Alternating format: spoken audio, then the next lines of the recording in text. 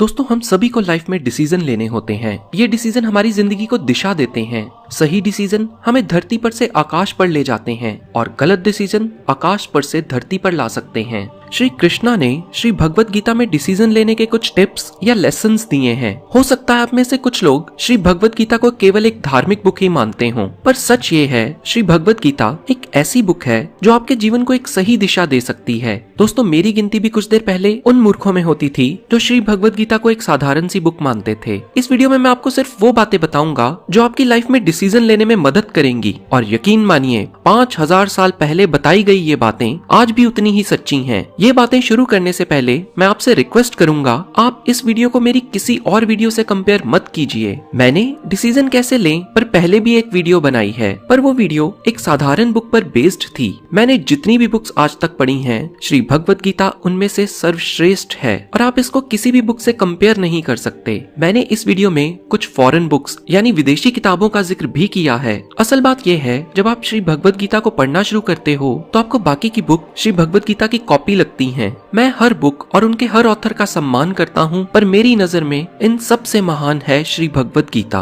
तो देखते हैं श्री भगवत गीता कैसे हमें डिसीजन लेने में मदद कर सकती है। सबसे पहले मैं आपसे एक क्वेश्चन पूछना चाहूंगा। आपको एक चीज अच्छा फील करा रही है और दूसरी चीज आपको बुरा फील करा रही है, आप किसको चूज करोगे? मैं दावे के साथ कह सकता हूँ ज्यादातर लोगों का जवाब होगा जो चीज अच्छा फील करा रही है लोग उसी को चुनेंगे। अर्जुन युद्ध नहीं लड़ना चाहते थे क्योंकि अर्जुन को अपने कजन्स और टीचर्स को युद्ध में खोने का डर था, मगर श्री कृष्ण ने अर्जुन को युद्ध लड़ने का मार्ग दिखाया। हमें कभी भी कोई भी डिसीजन अपनी फीलिंग के बेस पर नहीं लेना, क्योंकि फीलिंग्स तो टेम्परेरी हैं। यही है first lesson, feelings are temporary, never take decision on the basis of your feelings. Modern world में देखते हैं एक स्टूडेंट को मूवी देखना अच्छा फील कराता है, पढ़ना नहीं। इसीलिए फीलिंग्स को इग्नोर करो और जिस डिसीजन से आपको अच्छा फील हो वो जरूरी नहीं सही हो। दोस्तों श्री भगवत गीता के 6th चैप्टर में भगवान श्री कृष्ण कहते हैं कि हमें अपने माइंड को बैलेंस करके चलना चाहिए। इसलिए आप कोई भी इम्पोर्टेंट डिसीजन तब मत लें जब आप बहुत ज्यादा खुश हैं या आप बहुत ज्यादा दुखी हैं।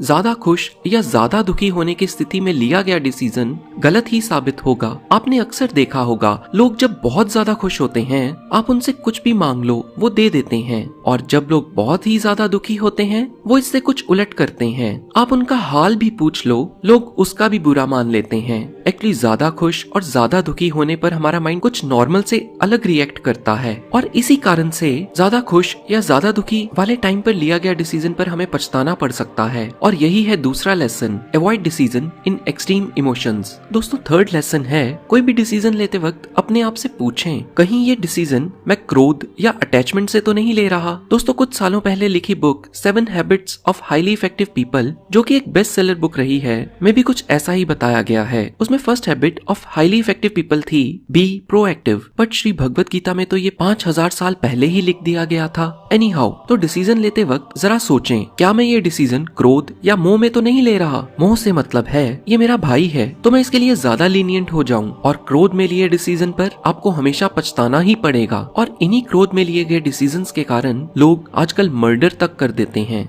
दोस्तों फोर्थ लेसन है, am I focusing only on the results? अगर आप श्री भगवत गीता को पढ़ें तो उसमें एक शब्द बार बार दोहराया गया है, वो है निष्काम कर्मा, मतलब कर्म करिए फल की चिंता मत करिए। यही है असली कर्म योगी होने की निशानी। अब सोचिए आपने कितने ही अच्छे काम करने छोड़ दिए जब आपको रिजल्ट नहीं मिला। आप कुछ दिन तो मॉर्निंग वॉक पर गए, पर जब आपका वेट लॉस नहीं हुआ फिर आपने जाना छोड़ दिया। तो डिसीजन लेते वक्त याद रहे आपने अपना कर्म करना है अच्छे से, रिजल्ट या फ्रूट की चिंता नहीं करनी। आप तो बस लगे रहो, फल आपके हाथ में नहीं है, कर्म आपके हाथ में है। दोस्तों डॉक्टर स्पेंसर जॉनसन ने अपनी बुक हु मूव माई चीज में ये समझाने की कोशिश की है कि बदलाव तो आना ही है। उसी तरह सुसन जेफर्स ने अपनी book feel the fear and do it anyway में हम सभी को अपने कंफर्ट जोन से बाहर आने की बात कही है। ये दोनों फॉरेन राइटर्स ने जो भी कहा है वो श्री भगवत गीता में पहले ही लिखा था। बदलाव से मत डरें। अगर आपके डिसीजन लेने से बदलाव आ रहा है तो इससे घबराने की जरूरत नहीं है।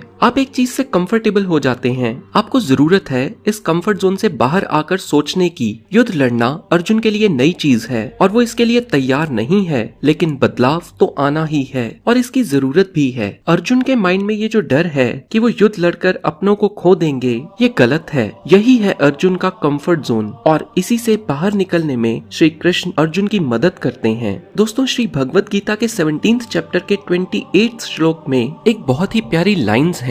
इसमें कहा गया है, हम जो भी बिना फेथ के करते हैं वो सब बेकार है। और यही है 5th लेसन। तो कोई भी डिसीजन लेने से पहले सोचें कि मुझे ये सही लग रहा है, क्या इसमें मैं स्ट्रांगली बिलीव या विश्वास कर सकता हूँ। बिलीफ और फेथ दो ऐसे पिलर्स हैं जिसके बिना आपका डिसीजन लंगड़ा है और थोड़ी देर बाद आप इस डिसीजन पर कायम ही नहीं रह पाओगे। इसलिए रियलिस्टिक डिसीजन लें और खुद पर और भगवान पर विश्वास रखें। दोस्तों, अब देखते हैं गीता के चैप्टर 3 श्लोक 21 को। जो भी एक्शन एक ग्रेट मैन लेता है उसको आम आदमी फॉलो करते हैं। जरा सोचिए, हम श्री कृष्ण को भगवान क्यों मानते हैं? क्योंकि उनके कर्म और एक इंसान के कर्म में बहुत फर्क है। शब्द बदल के कहूँ तो श्री कृष्ण अपने स्टैंडर्ड्स या गोल्स को एक आम आदमी के गोल से कहीं ऊपर रखा है और इसीलिए सारी दुनिया उन्हें पूजती है। तो डिसीजन लेने से पहले सोचें कि कहीं मैंने अपने गोल्स बहुत कम तो नहीं रख लिए जो मैं आसानी से अचीव कर लूंगा। अपनी सोच और गोल्स को बड़ा रखकर ही निर्णय लें और यही है 6th lesson, keep your goals high.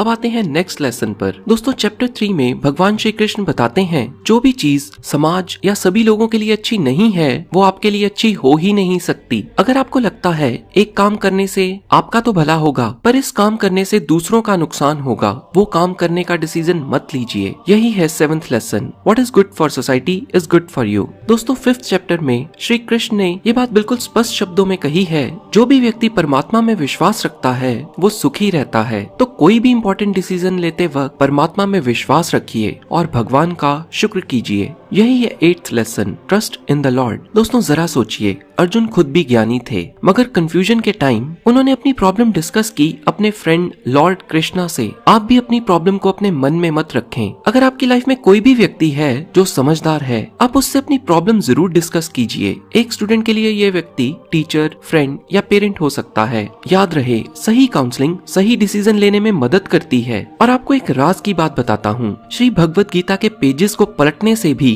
कई बार आपको अपने प्रॉब्लम का सोल्यूशन मिल जाता है। पर इस बात को सिर्फ वही समझ सकता है जिसने श्री भगवत गीता को पढ़ा है। असल में भगवत गीता को पढ़ते वक्त आपको ऐसा फील होता है श्री कृष्ण आपको अपनी लाइफ के अंदर झांकने का मौका दे रहे हैं। दोस्तों, मुझे भी मेरी एक प्रॉब्लम का सोल्यूशन ऐसे ही मिला था जिसको मैंने श्री भगवत गीता की समरी वाली वीडियो में बताया है। इस वीडियो के एंड में आपको उस वीडियो का लिंक भी मिल जाएगा। ये थी कुछ ज्ञान पूर्वक बातें जो श्री भगवत गीता से ली गई हैं और आपको जीवन में निर्णय लेने में हेल्पफुल होंगी। उम्मीद करता हूँ ये वीडियो आपको पसंद आई होगी। इस वीडियो को हर उस शख्स के साथ जरूर शेयर करना जिसको आप जिंदगी में खुशहाल देखना चाहते हो। Thanks for watching.